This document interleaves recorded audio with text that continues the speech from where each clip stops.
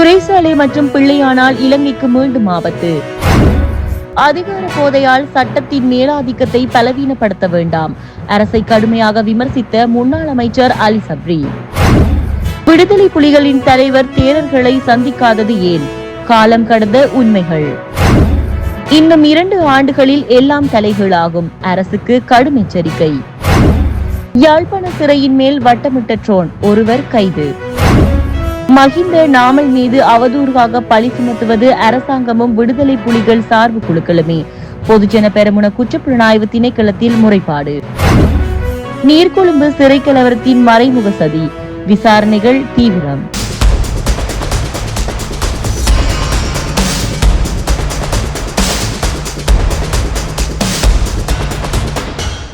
அரசு புலனாய்வு சேவையின் முன்னாள் பணிப்பாளர் சுரேஷ் சாலே மற்றும் முன்னாள் ராஜாங்க அமைச்சர் சிவனேசன் சுரை சந்திரகாந்தன் ஆகியோர் தடுத்து வைக்கப்பட்டிருப்பது இலங்கை பொருளாதார ரீதியாக ஆபத்தை ஏற்படுத்தும் என்று முன்னாள் அமைச்சர் பந்துல குணவர்த்தன தெரிவித்துள்ளார். ஊடகவியலாளர் சந்திப்பொன்றில் கலந்து கொண்டு உரையாற்றும் போதே அவர் மேற்கண்டவாறு குறிப்பிட்டுள்ளார்.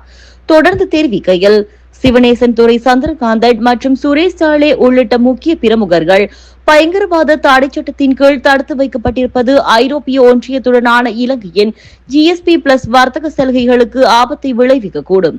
இலங்கை பயங்கரவாத தடை சட்டத்தின் கீழ் தனிநபர்கள் தடுத்து வைக்கப்படும் சம்பவம் குறித்து ஐரோப்பிய ஒன்றியம் தொடர்ந்து கவலைகளை எழுப்பி வருகின்றது. இத்தகைய விவகாரங்களை மனித உரிமைகள் என்ற கண்ணோட்டத்தில் ஐரோப்பிய ஒன்றியம் அவதானிக்கிறது. இந்த நிலையில் பிள்ளையான் மற்றும் சாலை ஆகியோரின் தொடர்ச்சியான தடுப்பு காவல், அண்மையில் நீர்கொழும்பு சிறைச்சாலையில் ஏற்பட்ட கலவரம் மற்றும் மரணங்களும் GSP+ சலுகைகளுக்கு இலங்கை தகுதியானதா என்ற ஐரோப்பிய ஒன்றியத்தின் மதிப்பீட்டை பாதிக்கக்கூடும். இந்த சலுகையை இழப்பது ஐரோப்பிய சந்தைகளுக்கான இலங்கையின் ஏற்றுமதிகள் மீது 5% முதல் 12.5% அல்லது அதற்கும் கூடுதலான வரிகளை விதிக்க வழிவகுக்கும் என குறிப்பிட்டுள்ளார்.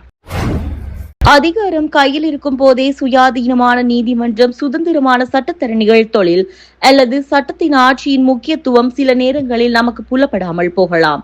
எனினும் காலப்போக்கில் சூழ்நிலைகள் மாறும் போது ஒரு ஜனநாயக ஆட்சியை பாதுகாக்கும் பிரதான நிறுவனங்கள் அவைதான் என்பதை நாம் புரிந்து கொள்கின்றோம் என்று முன்னாள் அமைச்சர் அலி சப்ரி தெரிவித்துள்ளார். நீதித்துறை தொடர்பில் கருத்து தெரிவிக்கும் போதே அவர் இதனை குறிப்பிட்டார்.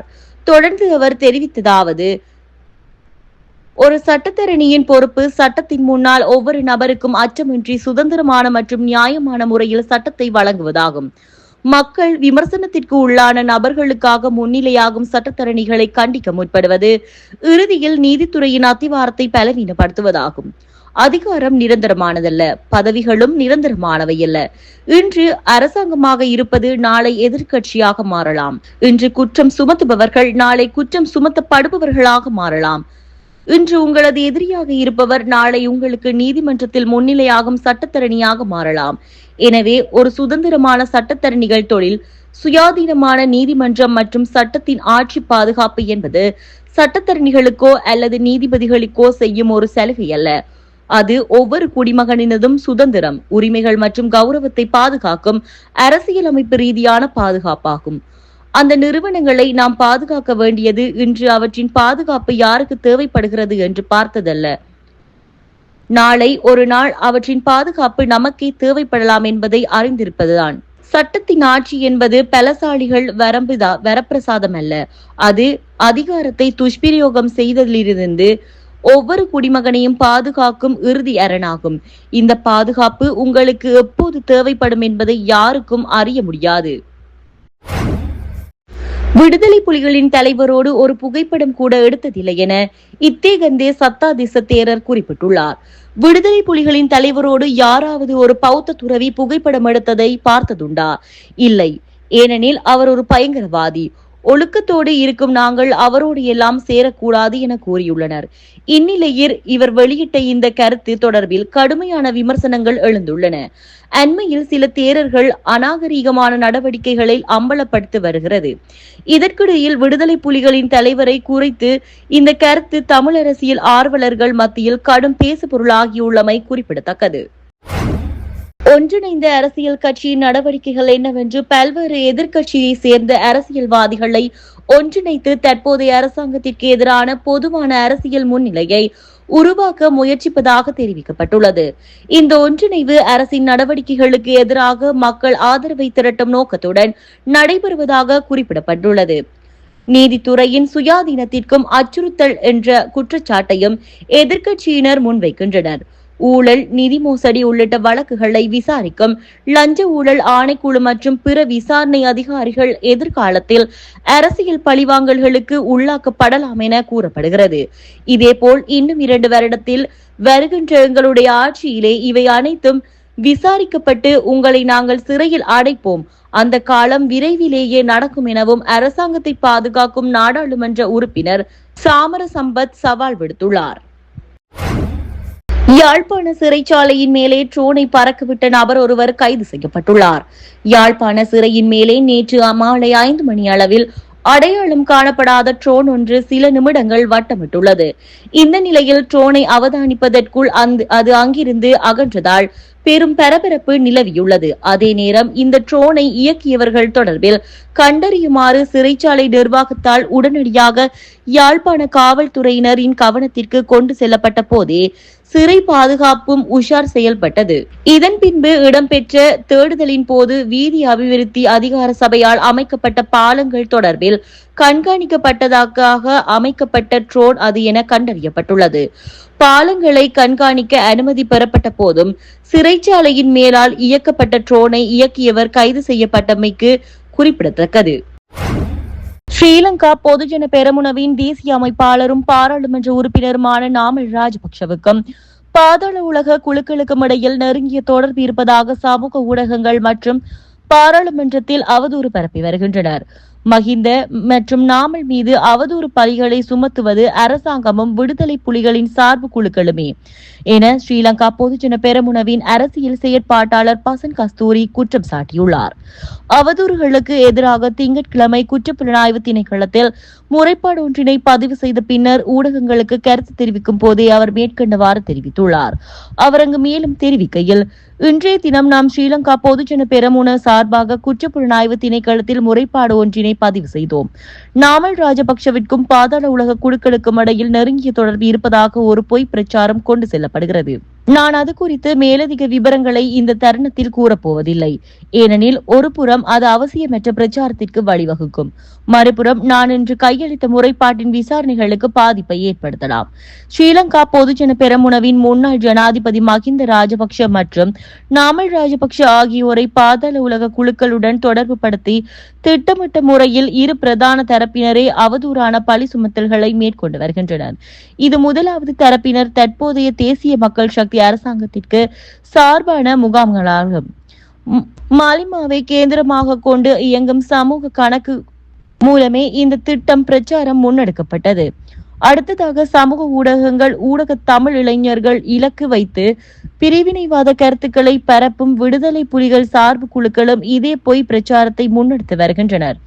குற்றவியல் ஆய்வுகளின்படி கொலை செய்தல், அச்சுறுத்தி பணம் பறித்தல், கொள்ளையடித்தல், கடத்தல், சட்டவிரோத ஆயுத பயன்பாடு மற்றும் போதைப்பொருள் கடத்தல் ஆகியவற்றை பாதாள உலக குழுக்களின் பிரதான செயற்பாடுகளாகும். சமூக பிரச்சனைகள் நமக்கு சேறு பூசும் இந்த இரு தரப்பினரின் வரலாற்றை எடுத்து பார்த்தால் அவர்கள் இந்த அனைத்து குற்றங்களிலும் ஈடுபட்டதற்கான சான்றுகள் இந்நாட்டு வரலாற்றில் பதிவாகியுள்ளது. அரசாங்க தரப்பினர் போதைப் பொருள் ஒழிப்பு பற்றி பேசினாலும் கடந்த 1.5 வருட காலத்தில் தேசிய மக்கள் சக்தியின் முக்கிய உறுப்பினர்கள் மற்றும் அவர்களின் குடும்பத்தினர் போதைப் பொருள் விவகாரத்தில் சிக்கி கைது செய்யப்பட்ட சம்பவங்கள் பதிவாகியுள்ளன. ஆனால் மஹிந்த ராஜபக்சவின் ஆட்சி காலத்திலேயே இந்நாட்டில் இருந்த விடுதலை புலிகள் அமைப்பு உள்ளிட்ட அனைத்து பாதாள உலக குற்றச் செயல்களுக்கும் முழுமையான அடக்கப்பட்டன என்பதே உண்மையான வரலாறாகும். முகநூலில் போலி கணக்குகள் மூலம் அல்லது பாராளுமன்ற வரப்பிரசாதங்களுக்கு பின்னால் ஒளிந்து கொண்டே கூச்சலிடாமல் தைரியமாக இருந்தால் இந்த குற்றச்சாட்டுகளை நிரூபித்து காட்டுமாறு சவால் விடுகின்றோம் என்று கூறினார். நீர்கொழும்பு சிறைச்சாலையில் ஏற்பட்ட மோதலின் பின்னர் ஏதேனும் சதித்திட்டம் உள்ளதா என்பதை கண்டறிய தற்போது விசாரணைகள் ஆரம்பிக்கப்பட்டுள்ளதாக பிரதி அமைச்சர் ஹன்சக விஜயமுனி தெரிவித்துள்ளார். கண்டியில் இடம்பெற்ற நிகழ்வொன்றின் போதே அவர் மேற்கண்டவாறு குறிப்பிட்டார். தொடர்ந்தும் தெரிவிக்கையில், கண்டி பழைய போகம்பரை சிறைச்சாலை மற்றும் காலியில் உள்ள மகாமோதர உள்ளிட்டவற்றை சில மாதங்களுக்கு தற்காலிக சிறைச்சாலைகளாக மாற்ற அரசாங்கம் முடிவு செய்துள்ளது. தற்போது சிறைகளில் இருக்கும் நெரிசலுக்கு தீர்வு கண்ட பிறகு தற்காலிகமாக அமைக்கப்படும் இந்த 2 சிறைச்சாலைகளுக்கும் அகற்றப்படும். அதேவேளை நீர்கொழும்பு சிறைச்சாலை மோதலுக்கு பின்னால் ஏதேனும் சட்டத்திட்டம் உள்ளதா என்பது கண்டறியப்பட வேண்டும். இதற்குரிய விசாரணைகள் தற்போது நடைபெற்று வருகின்றன.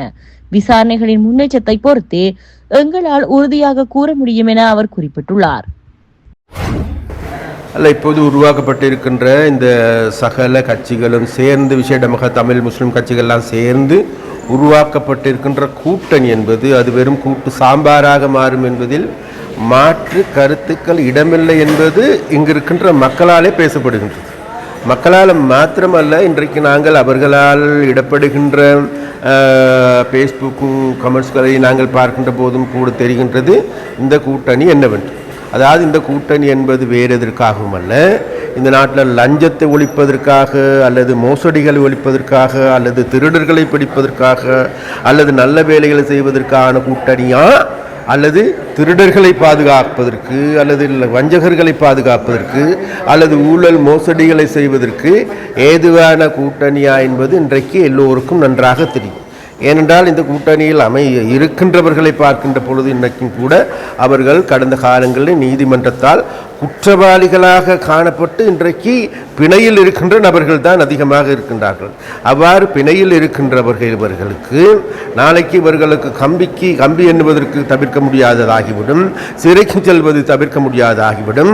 அதனால் அந்த சிறைக்கு செல்வதற்கு முதல் தாங்களால் எதையாவது செய்து இந்த அரசாங்கத்தை வீழ்த்தலாமா அல்லது அரசாங்கத்தை மாற்றலாமா என்கின்ற முயற்சியில் ஈடுபடுகின்ற ஒரு போக்காக இதை காணக்கூடியதாக இருக்கின்ற எந்த வகையிலும் இவ்வாறான கூட்டணி அல்ல. இதனுடைய அப்பனால் அமைக்கப்படுகின்ற கூட்டணியும் கூட தேசிய மக்கள் சக்தியை அசைக்க முடியாது என்பதை இந்த இடத்தில் நாங்கள் சொல்லிக்கொள்ள விரும்புகின்றோம். ஏனென்றால் இன்றும் அவர்கள் கூட்டணி அமைத்துக் கொண்டிருக்கிறார்கள், நாங்கள் மக்களோடு கூட்டணி அமைத்துக் கொண்டிருக்கின்றோம், மக்களுடைய செயற்பாடுகளை முன்னெடுத்து வருகின்றோம்.